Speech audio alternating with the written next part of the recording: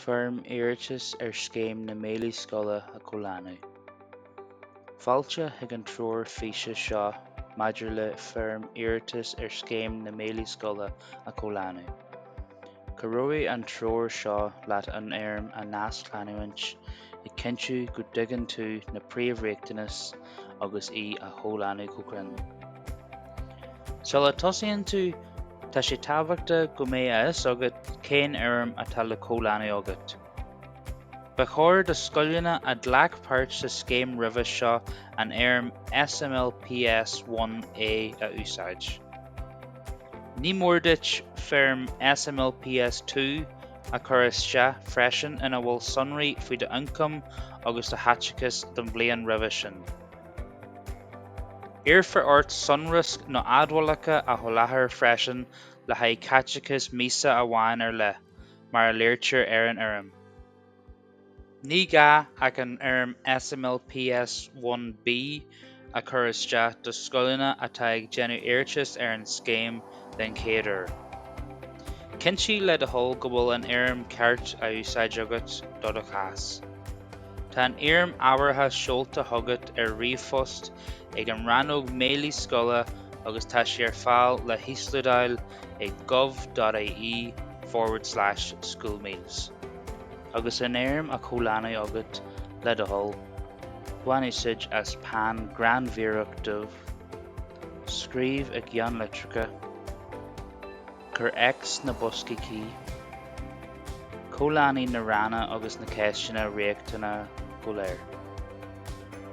Tuair faoi deara le do thóil, má tá d'éirm neamh-iomlán, cuirfear ar ais thugadí, rud a agan go mbeidh mul ar do éigeacht a phróiseáil. Bé ort sonraí a sholáthar faoi do scoil nó do eagraíocht lena na réirtear. Aithintúir nó uimhir róla na mBéilí Scoile, ainm agus seoladh na scoile nó na heagraíochta,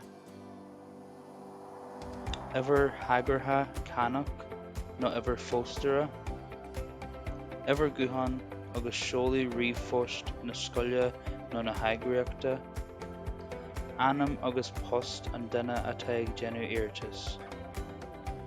Líon na náltaí a bhfuil tú ag déanamh Iarratais thar a gcionn. Sonraí faoin gcineál club bia a bhfuil Iarratais a dhéanamh agat air. Ní mór duit a déimhnú freisin gur lean tú na tuairlínse sa láthair phobailí agus sonraí a thabhairt faoin solathairtí a runnaí tú. Ní mór duit tairscint a dhéanamh do sholathairtí ag baint úsáid as na doiciméid templaid ó ionad solathair scoileanna na rinne oideachas atá ar fáil ag spu.ie. Agus solathairtí a runnaí agat cinntiú go ndéanfaí siad an méid seo a leanas. Clí leis na tuairlínse cóthracha le haghaidh scéim na mBéilí Scoile atá ar fáil ag gov.ie/schoolmeals. Bíodlár a chur ar fáil a freastalíonn ar leanaí a bhfuil riachtanas cóthaithe ar leith acu, éadólangaí bia agus ailíogí, taispeáin clár rótlair le lista ailíoganí, neartúir sonras don scoil ach amháin le haghaidh béilí a chuirtear ar fáil, bíodh póilísí cealaithe agat maidir le dúnadh scoile nó nuair a bhíonn páistí as láthair. Meas é seo an chéad uair atá tú ag cur isteach ar an scéim, bé ort do honraí éigeachta a sholáthar.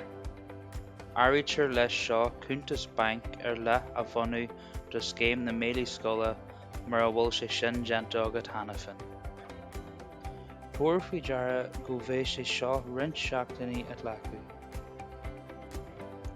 Ní mór don phríomhaide scoile nó banisteoir eagraíochta agus an císteoir nó ball an bhord ar aon an dearbhú a shíniú ag deireadh gach forma. Sular gcuireann tú do Iarratais isteach, cinntiú le do thóil go bhfuil gach cuid áirithe den éirm chomhlánithe agat. Cur de éirm Iarratais chomhlánithe isteach ag an ríomhphost nó ag an seolaí post a de chuirfeadh ar fáil. Tar éis duit de Foirm Iarratais a chur isteach, déanfar í a athbhreithnú. Déanfaí ranóg na mBéilí Scoile teagmhail leat maidir le haon caisteanna. Nuair a bheidh sé tugadh an críthe, gheobhaidh tú deimhnú ar cinneadh an Iarratais ar Scéim na mBéilí Scoile. Tá tuilleadh eolas ar fáil ag gov.ie/schoolmeals. Má tá aon ceist agat, is féidir leat teagmhail a dhéanamh le ranóg na mBéilí Scoile, ar a ndúichan ag 971 9 1 3 8 6 2 nó trí riamh fós ag scoile.meals@welfare.ie.